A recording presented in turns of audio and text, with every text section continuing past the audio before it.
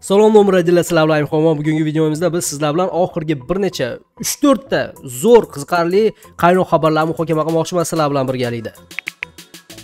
Arman Sarukan grappling bo'yicha grappling jangida Habibning jamoadoshini mag'lub etdi. Makka Sharif Zaynukov degan jangchini grappling bo'yicha Arman Sarukan uni yengdi.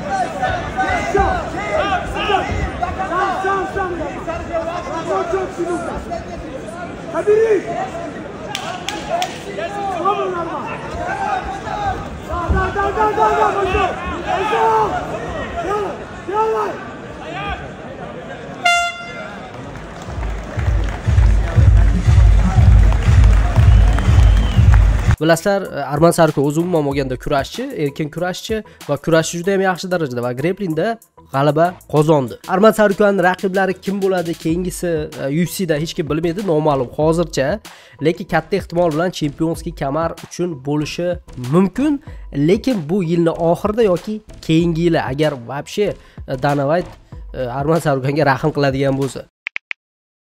Kommentariyada havola bo'ladi, Telegramga o'tamiz. Telegramdan havolaga o'tib iPhone promodan kirgizsangiz 5 milliondan 10 million so'mgacha bonus olishingiz mumkin va sovg'a qilishingiz mumkin. Omad tilayman, omaddan boshqa hech narsa yordam bermaydi.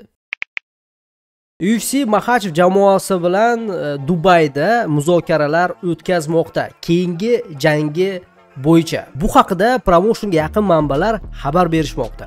To'g'risi, kim bo'lishi raqibi juda ham ko'p mishmishlar bo'lmoqda. Bittasi Tapuriya deyapti, yana bittasi Arman Sarukan deyishyapti, yana kimlardir Getchi demoqda. Bunaqa muzokaralar o'tkazilayotganini Habib tasdiqlagan, Makhachevning murabbiysi va taxminan jangi UFC 317 turnirida bo'lishi mumkin. Ya'ni bu 28-iyunga to'g'ri keladi. Katta ehtimol bilan Tapuriya bo'ladi.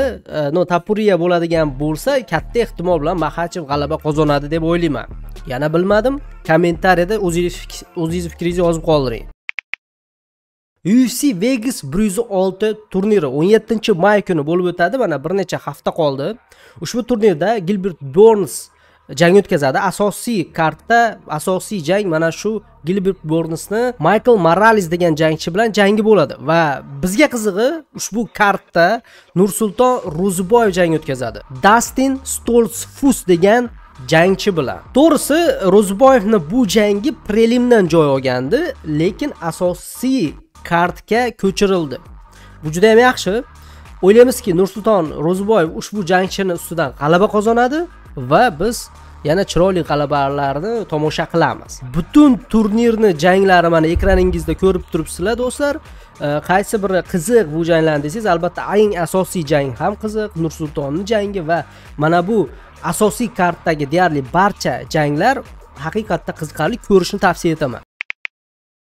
Yana mayda bir qaynoq jang bu Saturnning jangi, ikkinchi jangi. Octagon 72 turniri Toshkentda Humo Arenada bo'lib o'tadi 11-may kuni. Marcelen Kamate degan qozog'istonlik jangchiga qarshi jang o'tkazadi.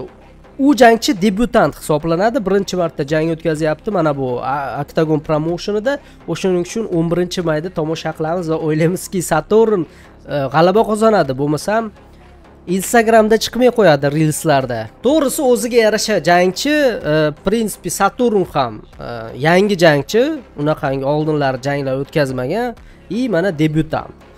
Ikkalasini to'qnashuvini ko'ramiz. Katta ehtimol bilan Saturn g'alaba qozonishi kerak ssenariy bo'yicha. O'ylaymiz, tем более Toshkentda o'tkazib qo'ysa, вообще sharmanda bo'ladi. Shuning uchun kuzatamiz. Izohlarda sizlar kim g'alaba qozonadi yozinglar albatta. Menda esa mana shunaqa qisqagina xabarlar edi do'stlar. Like va